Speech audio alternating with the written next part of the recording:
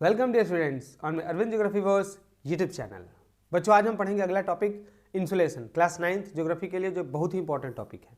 ये काफ़ी बच्चे कमेंट कर रहे हैं कि सर ये बहुत टफ टॉपिक है, हमको समझ में नहीं आता है। तो देखिए, बहुत ही ईजी टॉपिक है। अब देखो आप कितना आसानी से आप इसको समझ पा रहे हैं, ठीक है ना। चलिए स्टार्ट करते हैं। First, solar radiation. इंसुलेशन यानी हम ये टॉपिक जो पढ़ रहे हैं इंसुलेशन, इसमें है क्या, इसमें हम इंसुलेशन का मतलब होता है कि जो सूर्य से जो किरणें हर डायरेक्शन में निकलती हैं, उसमें से 2 मिलियन पार्ट में एक पार्ट पृथ्वी पे आता है, बाकी तो सब इधर उधर ब्रह्मांड में फैल जाता है और उसका अलग अलग यूज अलग अलग प्लैनेट्स करते होंगे जो करते हों, ठीक है। हमको तो अपने प्लैनेट्स की अगर हम बात करें तो जो लाइट पृथ्वी पे आ रहा है उसको आप इंसुलेशन बोलते हो, और उसका हिसाब किताब यानी कितना प्रकाश आया कितना प्रकाश गया, इसको हीट बजट में बोलते हैं। स्टार्ट करते हैं। First, solar radiation. तो एनर्जी रेडिएटेड, देखो सोलर रेडिएशन का मतलब क्या होता है। Energy radiated out by sun in all direction. हर दिशा में जो सन एनर्जी छोड़ता है ना, आप उसको क्या बोलते हो, सोलर रेडिएशन। हर डायरेक्शन में छोड़ेगा। ऐसा थोड़ी है कि जहां पृथ्वी जा रही है, यहाँ सपोज करो अर्थ हो गया तो इस पर सन टॉर्च जला दिया है कि बस यही एनर्जी छोड़ेंगे और कहीं नहीं छोड़ेंगे, ऐसा कुछ नहीं है। हर डायरेक्शन में छोड़ रहा है, आप उसको सोलर रेडिएशन बोलते हो।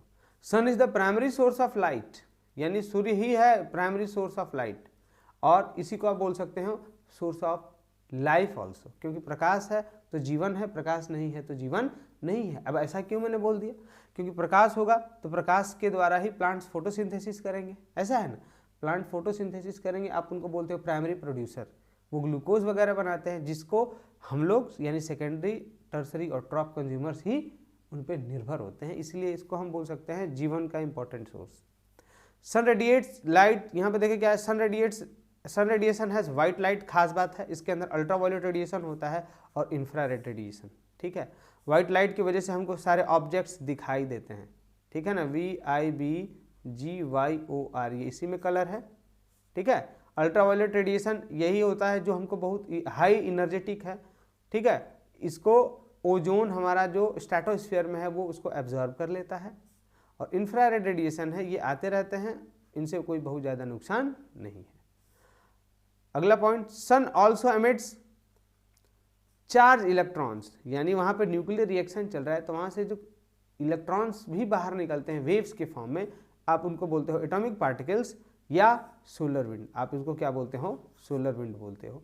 तो जो सन एमिट कर रहा है इलेक्ट्रॉन्स या चार्ज पार्टिकल्स या एटॉमिक पार्टिकल्स वेव्स के फॉर्म में, आप उसको सोलर विंड बोलते हैं, ठीक है। Now this energy is also responsible for all movement on the earth surface. अगर हम ऑल मूवमेंट, ये अच्छा बात है, देखो मैं समझा रहा हूँ इसका मतलब क्या है। बोला कि पृथ्वी पे जितना मूवमेंट हो रहा है ना, उसके लिए जिम्मेदार सूर्य की किरणें हैं, सूर्य का हीट है। मैं सिद्ध कर रहा हूँ कैसे, देखें।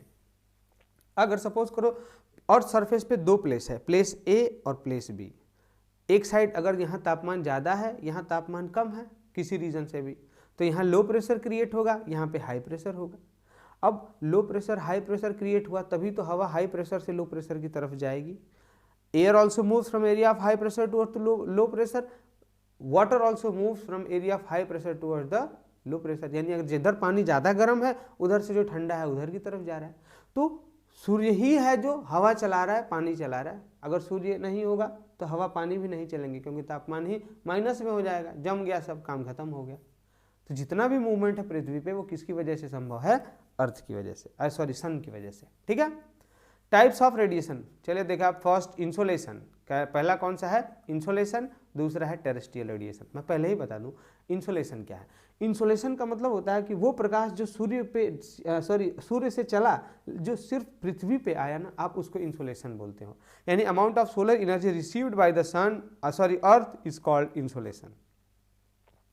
इसमें से देखो पूरा एनर्जी खर्च हो जाता है सिर्फ एक यूनिट, कितने में से, 2 बिलियन, इतने में से बस एक, मान लो 2 बिलियन रुपया, उसमें से एक ही रुपया सन पृथ्वी को देता है, बाकी सब इधर उधर खर्च कर देता है। समझ में आया बात? आई होप ये समझ में आ गया होगा आपको। आगे देखें।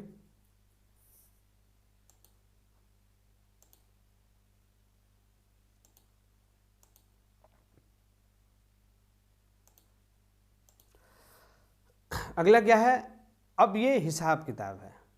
हम बोलते हैं ना बजट, क्या है, कितना आया कितना गया, वो समझ लो आप आसान तरीके में। देखो आउट ऑफ 100, यानी अगर हमने मान लिया कि सूर्य है, सूर्य ने पृथ्वी को कितना यूनिट दिया, ये अर्थ हो गया आपका, ये कौन सा हो गया, सन।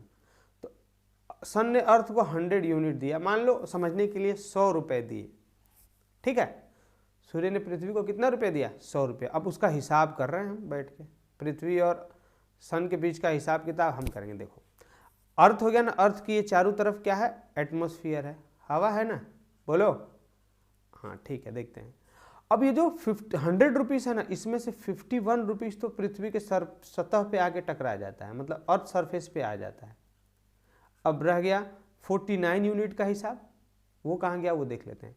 देखो 35% ना ये जो एटमॉस्फेयर है और वाइट ऑब्जेक्ट जो पृथ्वी पे है, सफ़ेद चीज़ जैसे हवा, एटमॉस्फेयर हो गया, क्लाउड्स हो गए, स्नो हो गया, बर्फ़ हो गया, ये सब ना 35% एनर्जी, जो एनर्जी है सन से जो आ रही है उसको वापस उसी मीडियम में क्या करते हैं, रिफ्लेक्ट कर देते हैं। और 14% जो एनर्जी है वो हमारा ये वातावरण एब्जॉर्ब कर लेता है। एटमॉस्फेयर क्या करता है, एब्जॉर्ब कर लेगा। हो गया 100 यूनिट। यानी अगर आप यहाँ से देखें तो देखो ये अर्थ सरफेस हो गया, सपोज करो ये क्या हो गया, ये अर्थ सरफेस, ठीक, ये ज़मीन हो गया, लैंड हो गया, ठीक ना, ये क्या हो गया आपका लैंड, ठीक है ना। मैं लिख दे रहा हूँ यहाँ पे, इसमें से देखें सन के रेडिएशन का 51% तो अर्थ सरफेस पे आ गया।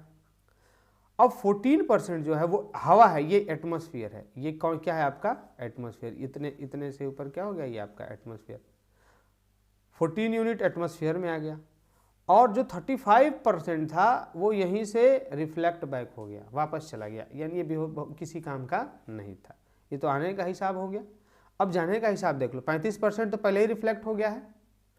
अब यहाँ देखें जो 51% सन अर्थ ने एनर्जी गेन कर ली थी, यानी पृथ्वी जल रहा है ना, जैसे मान लो आप गर्मी के दिन पे छत पे जाते हो, बैठते हो तो जलने लगता है कि नहीं जलने लगता है, वो जलता क्यों है, क्योंकि धूप दिन में गिरा है तो ज़मीन गर्म हो रहा है, अब उसको वो धीरे धीरे छोड़ेगा, रिफ्लेक्ट बैक करता है, तो जो ज़मीन है वो जो सन एनर्जी हीट को छोड़ता है ना, आप इसको वापस करता है, उसको बोलते हैं टेरेस्ट्रियल रेडिएशन, ठीक है।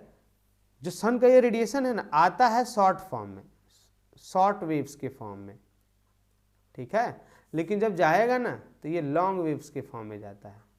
अब ये क्या करता है ना कि जो पृथ्वी है ये एब्जॉर्ब की हैवी हीट लाइट जब ये रिफ्लेक्ट करती है तो ये कहाँ चला जाता है, यही हमको नीचे से गर्मी लगता है, सोते हैं तो पीठ वगैरह जलने लगता है। समझ में आ गया, ये मैं समझाने के लिए बता रहा हूँ आपको। अब देखो 51 यूनिट आया था ना अर्थ सरफेस के पास, अब उसमें से देखो उस 51 यूनिट में से 17% ना अर्थ रेडिएट कर देता है एटमॉस्फेयर में, सीधा छोड़ देगा, कहाँ स्केप कर जाता है, एटमॉस्फेयर छोड़ देता है लॉन्ग वेव्स के फॉर्म में। और अब थोड़ा ध्यान से देखें, हमने क्या देखा था, 14% एयर ने एब्जॉर्ब कर लिया था हीट, याद है ना, वो 14% और ये 34%, ये 34% कहाँ से आया है, इस 51% का। अब इसका बाकी जो है 17% वो तो डायरेक्ट रेडिएट आउट हो गया। अब ये जो जमीन है ना, ये जो इसके टच में एयर है उसको वार्म अप करने लगता है, उसको गर्म करने लगता है, और ये जमीन जो हीट है ना, टेरेस्ट्रियल रेडिएशन, वो हीट 34% किसको दे देता है, एटमॉस्फेयर को, हवा को गर्म कर देता है, और 13% जो एटमॉस्फेयर ने एब्जॉर्ब डायरेक्टली किया और टेरेस्ट्रियल रेडिएशन से एब्जॉर्ब कर लिया 34%, यानी पूरा मिला के कितना हो गया 48%, इसको एटमॉस्फेयर छोड़ता है बाहर। तो 17% डायरेक्ट छूट गया, 48% एटमॉस्फेयर ने छोड़ा, 35% पहले ही रिफ्लेक्ट हो गया। ये आउटगोइंग रेडिएशन का हिसाब है, पूरा मिला के 100% ये हो गया। कितना आसान है ना आसान, एक बार जल्दी से बता दो, फिर से समझा दूँ। चलो देखो 100 रुपये में बोल रहा हूँ ताकि तुमको जल्दी समझ में आ जाए आपको। देखो 100 रुपये में से 35 रुपये तो सीधे रिफ्लेक्ट बैक ही हो गया, चला गया, किसी काम का नहीं था। 14 रुपये हवा ने ले लिया, एटमॉस्फेयर ने, और 51 रुपये पृथ्वी के सतह पे गिर गया। अब देखो टेरेस्ट्रियल रेडिएशन यानी एटमॉस्फेयर देखो ये एक डायरेक्ट क्वेश्चन बन सकता है कि वातावरण atmosphere is heated directly with the sunlight sun rays और विद द टेरेस्ट्रियल रेडिएशन, किससे ज़्यादा गर्म होता है? तो सनलाइट से वातावरण ज़्यादा गर्म नहीं होता है, वो टेरेस्ट्रियल रेडिएशन से ज़्यादा गर्म होता है। यानी पृथ्वी गर्म हो गया और उसके टच में जो हवा है ना वो धीरे नीचे से गर्म होता रहता है, गर्म होता रहता है, इसको टेरेस्ट्रियल रेडिएशन बोलते हैं। इससे वातावरण ज़्यादा गर्म होता है और नीचे से ही गर्म होता हुआ ऊपर जाता है। और उसी गर्मी में ये 34% आ गया, 34%। पहले से ही एटमॉस्फेयर के पास था 14%, ये नीचे से आ गया 34%, कितना हो गया 48%। यानी 48% energy, heat energy radiated out by the atmosphere, 35% पहले से ही रिफ्लेक्ट बैक था और ये 17% पृथ्वी डायरेक्ट छोड़ देती है, इसलिए पूरा मिला के कितना हो गया 100%। आई होप आपका हीट बजट का ये डायग्राम हो गया और ये कॉन्सेप्ट गलत नहीं होगा, ठीक है। ऐसे ही कॉन्सेप्ट के लिए देखो मैंने क्लास 10th के लिए सारा ज्योग्राफी पूरा सिलेबस बना दिया है और बायो बना दिया है। मैं कोशिश करूंगा आपके लिए भी 2-3 वीडियो बना पाऊँ, क्योंकि टाइम कम है और अकेले करना होता है इसलिए अभी पॉसिबल नहीं है। लेकिन हाँ, क्लास 10th के लिए बायो कंप्लीट है, ज्योग्राफी भी कंप्लीट है, आपको वहाँ बहुत बेनिफिट मिलने वाला है, ठीक है ना। आगे बढ़ते हैं। देखिए नाउ टेरेस्ट्रियल रेडिएशन, ये हो गया आपको टेरेस्ट्रियल रेडिएशन में समझा देता हूँ। Heat radiated by the earth in the form of long waves, मैंने पहले ही बोला था जो पृथ्वी पे आती है ना वेव्स, वो शॉर्ट वेव्स के फॉर्म में होती है, लेकिन पृथ्वी ने एब्जॉर्ब कर लिया, अब ये जो हीट छोड़ती है ना वो लॉन्ग वेव्स के फॉर्म में होता है। वातावरण यानी एटमॉस्फेयर नीचे से गर्म होता है, टेरेस्ट्रियल रेडिएशन से ज़्यादा गर्म होता है, न कि सीधे सनरेज से। इसमें मैंने बोला था 35% इज रिफ्लेक्टेड बैक, ये वही 35% है, यही वाला, ठीक है। 48% ये कहाँ से हो गया, ये देखो 14% तो एटमॉस्फेयर वाला हो गया और ये 34% जो टेरेस्ट्रियल रेडिएशन था वो था। 17% अर्थ ने डायरेक्ट छोड़ दिया। तो यही बच्चों को नहीं समझ में आता है, लो मैंने समझा दिया, अब नहीं समझ में आएगा तो फिर कमेंट करना, वीडियो को 2-3 बार देखना, तुरंत समझ में आएगा, ठीक है, कॉन्सेप्ट क्लियर करने के लिए। आगे बढ़ते हैं। हीट बजट, हीट बजट का मतलब जो हिसाब है, कितना आया कितना गया, इसको हीट बजट बोलते हैं। The state of equilibrium between the incoming insolation and outgoing insolation of the earth is called heat budget. Definition रट लेंगे आप, मतलब तो आपको हमने समझा ही दिया। नाउ कुछ देख लेते हैं किस फॉर्म से जो वातावरण है वो गर्म होता है। पहला है कंडक्शन। कंडक्शन का मतलब heat is radiated by the earth surface to the layer above the earth, यानी ये अर्थ हो गया ना, इसके ऊपर जो हवा है ना, जो इसके डायरेक्ट कांटेक्ट में है, उसमें जो हीट ट्रांसफर होता है ना, डायरेक्ट हवा जो जमीन को छूती है, छूने से जो ट्रांसफर हो रहा है उसको बोलते हैं डायरेक्ट कांटेक्ट से, आप उसको बोलते हो कंडक्शन। यानी कंडक्शन में छूना जरूरी है, यानी अगर कोई बर्तन जल रहा है, जब तक आप छुओगे ना तब कंडक्शन होगा, छुएंगे नहीं तो कंडक्शन नहीं होगा। क्लियर? यानी डायरेक्ट कांटेक्ट में जो एयर था जमीन के, उससे जो उसमें हीट आया, इसको कंडक्शन बोलते हैं, ठीक है। कन्वेक्शन क्या है? Transfer of heat bye circulatory movement. यानी अगर आप देखते हो जब चाय खौल रहा होता है गैस पे, तो नीचे का ऊपर जाएगा, ऊपर का नीचे। नीचे ज़्यादा गर्मी है तो ये गर्मी वाला ऊपर जाएगा क्योंकि ऊपर ठंडी है, ऊपर वाला ठंडा है तो नीचे आएगा क्योंकि ये गर्मी है। तो सर्कुलेटरी यहाँ मूवमेंट देखने को मिलेगा, ये शब्द इंपॉर्टेंट है। बायो, केमिस्ट्री, फिजिक्स और ज्योग्राफी में शब्द इंपॉर्टेंट है।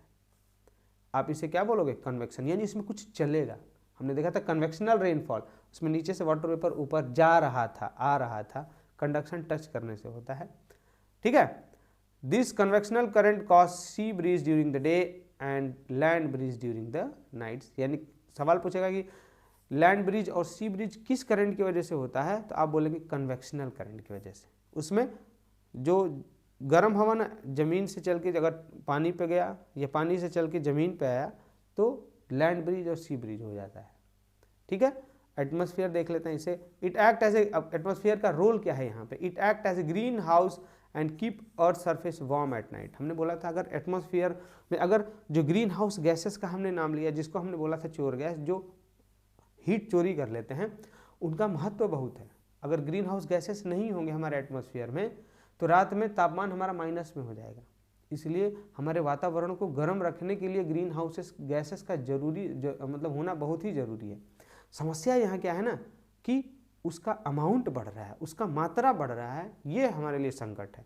अगर उसका मात्रा बढ़े नहीं तो ग्रीन हाउस गैसेस हमारे लिए नुकसानदायक नहीं है। उसमें सबसे खतरनाक देखो कार्बन डाइऑक्साइड है। कार्बन डाइऑक्साइड से ज़्यादा हीट तो वाटर वेपर एब्जॉर्ब करता है, उससे ज़्यादा तो मीथेन है। लेकिन कार्बन डाइऑक्साइड फिलहाल में सबसे चर्चा में इसलिए है क्योंकि हर जगह धुआं में कार्बन डाइऑक्साइड का मात्रा सबसे ज़्यादा अलार्मिंग रेट में बढ़ रहा है, इसलिए ये हिट हो गया है। समझ में आया क्या आपको? आगे देखें। During the day atmosphere absorbs 14% of insolation and regulates temperature on the earth. यानी हमने क्या देखा था अभी कि जो एटमॉस्फेयर है वो 14% जो सनलाइट का हीट है उसको एब्जॉर्ब कर रहा है और धीरे धीरे उसी को टेरेस्ट्रियल रेडिएशन के फॉर्म में छोड़ रहा था। इससे रात में तापमान क्या रहता है? मेंटेन होता है। क्लियर? अब देखें factor affecting the distribution of temperature, यानी तापमान को कौन कौन से फैक्टर हैं जो प्रभावित कर रहे हैं। ये अगला सबसे इंपॉर्टेंट है टेम्परेचर। ओके, फर्स्ट है इसमें लैटिट्यूड। देखें लैटिट्यूड की जगह अगर हम बात करें तो इसमें थोड़ा सा आप देख लो, बस देखना थोड़ा सा, 1 मिनट देख लेना आप। देखो जैसे मान लो लैटिट्यूड की बात करें क्या, अब यहाँ की हम लैटिट्यूड की बात करें, सपोज करो यहाँ सनलाइट है अगर, तो ये सनलाइट सीधा गिरेगा, तो ये सनलाइट सीधा गिर रहा है ना, तो देखो थोड़ा सा एरिया पे गिर रहा है। वही अगर यही हम ले थोड़ा सा, अगर इसको अगर हम लेके जाएं पोल्स पे, तो ये देखो काफ़ी एरिया, यानी ज़्यादा एरिया पे गिर रहा है। ठीक है ना? यहाँ पे देखो, यहाँ पे जो ये एरिया गिरा था वो कम एरिया, इतना ही एरिया था, थोड़ा सा एरिया। लेकिन यही लाइट जब पोल्स पे गिरेगी ना तो ये ज़्यादा एरिया होगा। क्यों? क्योंकि ये अर्थ का स्फेरिकल शेप है इसलिए। और यहाँ कम लाइट कम एरिया पे गिरा तो ये ज़्यादा हीटिंग कॉज करेगा, लेकिन यहाँ पे ये ज़्यादा एरिया पे गिरा है तो ये कम हीटिंग कॉज करेगा। इसलिए और 2 फैक्टर है कि जो पोल्स होते हैं वो ठंडे क्यों हैं। पोल्स को ठंडे होने का 2 कारण है। पहला, अर्थ का स्फेरिकल होना, spherical shape of the earth, यानी अर्थ का स्फेरिकल होना पहला रीज़न है कि पोल्स ठंडे हैं और इक्वेटर गर्म है। और दूसरा जो होता है ना, देख लो ये डिस्टेंस, यानी अगर पोल्स पे गिरना है तो प्रकाश तो इतना पहले गिर गया, अब ये जो डिस्टेंस है ये तो ज़्यादा ट्रेवल करना पड़ेगा ना, और लाइट को तो इतना जब दूरी ज़्यादा तय करेगा तो उसके अंदर जो हीट है वो घट जाएगा कि नहीं, उसका इंटेंसिटी। ये 2 फैक्टर हैं जो लैटिट्यूड्स में तापमान का विभिन्नता का कारण बनते हैं। सो आई होप आपको समझ में आ गया है। ठीक है, आगे बढ़ें। अंदर जो मैंने लिखा है वो आप खुद से पढ़ लेना, मैं समझा दे रहा हूँ। नाउ सेकंड फैक्टर है इसका एल्टीट्यूड, यानी height. Height above the mean sea level is called altitude. ठीक है ना? अब एल्टीट्यूड का क्या मतलब है, हमने पहले ही पढ़ लिया है कि जितना हम ऊपर जाएंगे तो हमारा तापमान घटता है। ठीक है, क्यों ऐसा होता है? क्योंकि हमने अभी देखा, सपोज करो ये ज़मीन हो गया और ये एयर हो गया, तो एयर नीचे से ज़्यादा गर्म होता है, जिसको हम बोलते हैं क्या, टेरेस्ट्रियल रेडिएशन। टेरेस्ट्रियल रेडिएशन से जब ये ज़्यादा गर्म हो रहा है तो नीचे ज़्यादा एयर का अमाउंट प्रेजेंट है ग्रेविटी की वजह से। अरे गुरुत्वाकर्षण से ज़्यादा हवा पृथ्वी में चिपका हुआ है, तो जब ज़्यादा हवा है तो ग्रीन हाउस गैसेस भी ज़्यादा हैं। तो अगर नीचे से रेडिएशन जब हो रहा है तो ये यहाँ ग्रीन हाउस गैसेस का अमाउंट ज़्यादा होने की वजह से वो ज़्यादा हीट एब्जॉर्ब कर लेते हैं, इसलिए नीचे गर्मी ज़्यादा होती है। ऊपर हम जाएंगे वहाँ एयर का अमाउंट मात्रा घटेगा, सारे गैस घटेंगे, इसलिए वहाँ पे तापमान कम होता है। ठीक है? Air on earth surface is more denser, so more carbon dioxide vapour present है, इसलिए ज़्यादा गर्मी। ठीक है? नॉर्मल लैप्स रेट भी देख लेना आप। नॉर्मल लैप्स रेट क्या बोलता है, 166 मीटर अगर आप अर्थ सरफेस से ऊपर जा रहे हो तो तापमान 1 डिग्री सेल्सियस घट जाएगा। डन, ईजी है। Third factor is distance from the sea, यानी डिस्टेंस फ्रॉम द सी। अब देखो खास बात क्या है, अगर सी से हम जितना दूर होंगे तो हमारे पास कॉन्टिनेंटल क्लाइमेट होगा। उदाहरण के लिए जैसे लखनऊ ले लो आप, यहाँ जहाँ हम यूपी में हैं उसको ले लो, हम पानी से काफ़ी दूर हैं, रिवर्स की बात नहीं करते हैं, यहाँ सी की बात करते हैं। तो हमारे यहाँ यूपी में विंटर सीजन में बहुत खतरनाक ठंडी पड़ रही है, समर सीजन में उतना ही खतरनाक गर्मी पड़ता है।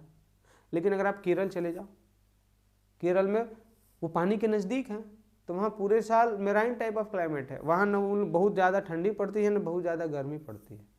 ये सी के पास और दूर होने का असर है।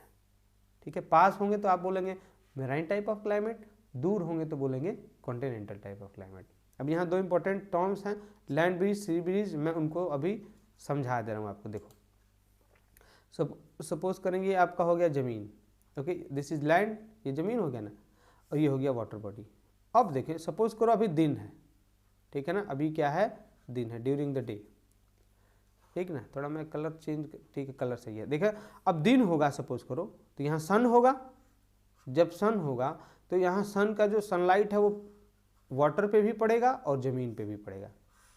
ठीक ना, वाटर पे भी पड़ा और ज़मीन पे भी। अब देखें आप, वाटर क्या है ना, वाटर तो फ्लूइड है। अब मान लो जब इसके सरफेस पे ये सनलाइट गिरता है ना, तो ये चलना स्टार्ट कर देता है। ऊपर का जो गर्म है वो नीचे चला जाएगा, नीचे का ठंडा ऊपर चला आएगा। तो ये जल्दी गर्म नहीं होता है। बड़ा ओशियन है, काफ़ी समय लग जाता है। लेकिन ये जो मिट्टी होता है ना, अब मिट्टी है, अब ये थोड़ी है कि ऊपर का मिट्टी नीचे चला जाएगा, नीचे का मिट्टी ऊपर चला जाएगा, ऐसा थोड़ी है। अब ये मिट्टी है ऊपर, बैड कंडक्टर है, ये ऊपर ही जलने लगती है। जब ये जलेगी तो इसके टच में जो हवा है ना, वो एक्सपैंड होना स्टार्ट होगा। और यहाँ पे जब एक्सपैंड होने का मतलब मॉलिक्यूल्स पास पास थे, अगर जब उसको हीटिंग मिल गई तो ये मॉलिक्यूल्स दूर दूर हो गए, दूरी बढ़ गई दोनों में, तो इनका जो वजन था वो घट गया। यानी यहाँ पे जो हवा का वजन घटेगा ना, तो कौन सा प्रेशर हो जाएगा? Low pressure. वही अगर ओशियन के ऊपर बात करें तो यहाँ कौन सा प्रेशर होगा? पानी, वाटर पास पास होंगे मॉलिक्यूल्स, तो high pressure.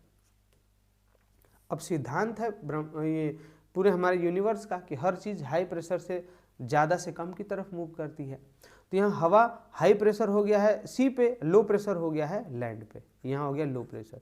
Now air starts moving from the area of high pressure toward the area of low pressure, यानी सी से चल के कहाँ आएगी?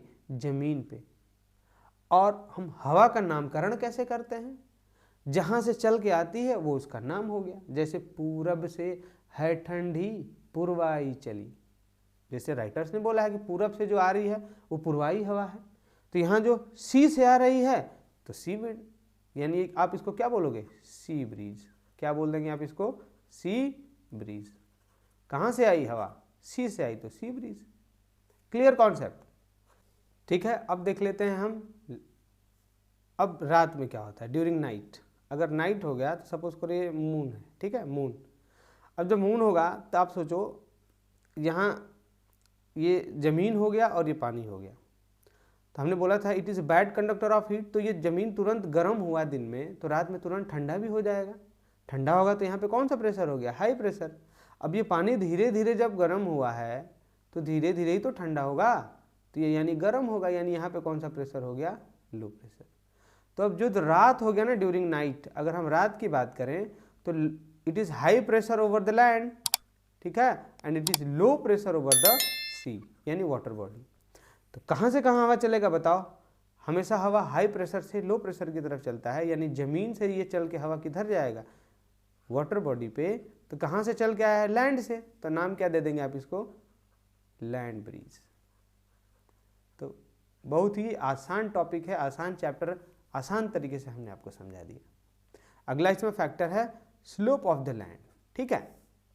स्लोप ऑफ द लैंड का मतलब, अगर मान लो हमने दो फेस सरफेस बनाया, एक स्टीपर माउंटेन हो गया ऐसे और एक थोड़ा जेंटल हो गया ऐसे, ठीक है।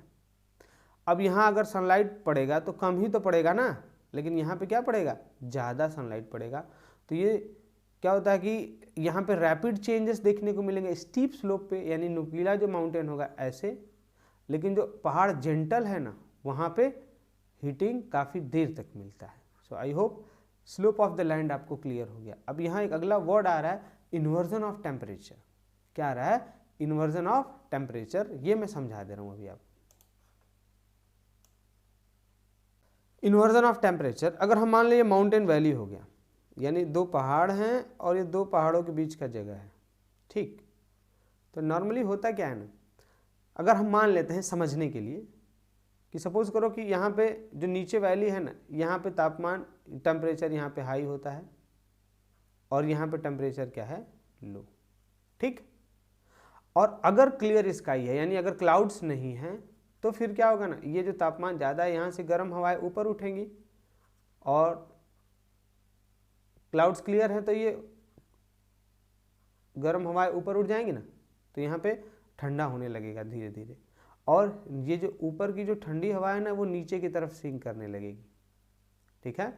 और अगल बगल से भी जो ठंडी ये मान लो यहाँ पे अगर ये हवा ऊपर जा रही है तो यहाँ पे प्रेशर क्रिएट होगा लो, तो अगल बगल की जो मान लो नीचे से ये गर्म हवा खींच के ऊपर आ रही है तो ऊपर गई तो ठंडी हो गई, और यानी ऊपर से ये नीचे ठंडी हवा आने लगती है। तो यहाँ अभी तापमान क्या था? टेम्परेचर ज़्यादा था और इनके हवाओं के आने की वजह से तापमान अब कम हो गया, ऐसे सिचुएशन को हम बोलते हैं इन्वर्जन ऑफ टेम्परेचर। यानी देखें, आपको याद क्या रखना है, reversal in the vertical distribution of temperature is called inversion of temperature. इसका कारण क्लियर स्काई या कुछ भी हो सकता है। क्लियर, आई होप समझ में आया।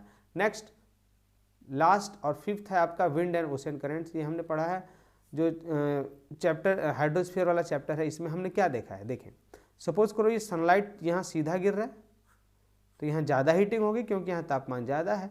यानी मान लो अगर ये इक्वेटर मैं यहाँ पे ड्रॉ कर दे रहा हूँ, ठीक है, तो इक्वेटर के पास यहाँ पे जो पानी होगा वो गर्म होगा, हॉट होगा या वार्म वाटर होगा। और ये जो पोल्स है ना, यहाँ पे तापमान क्या होगा, कम है, तो यहाँ पे कोल्ड वाटर होगा। ठीक है, अब देखें यहाँ जो हॉट वाटर है, अब ये गर्म पानी ठंडे पानी की तरफ चलना स्टार्ट कर देता है। हमने पढ़ा था ना गल्फ स्ट्रीम, लैब्राडोर करंट, और जो ठंडा पानी है वो कैनरीज करंट वगैरह नीचे आना स्टार्ट कर देता है। तो जो वाटर का सर्कुलेशन है, वाटर का मूवमेंट है, ये भी पृथ्वी पे जो तापमान है ना उसको रेगुलेट करता है। समझ में आ गया क्या? सो आई होप आपको ये वीडियो पसंद आया होगा, कॉन्सेप्चुअल लगा होगा। और अगर आप न्यू व्यूअर हैं तो चैनल को ज़रूर सब्सक्राइब करें, अपने फ्रेंड्स को शेयर करें, बाकी चैनल को सपोर्ट ज़रूर करें। ठीक है, अगर वीडियो पसंद आया हो तो प्लीज़ लाइक, शेयर, सब्सक्राइब और कमेंट ज़रूर करें। Thank you, have a great day. जय हिंद।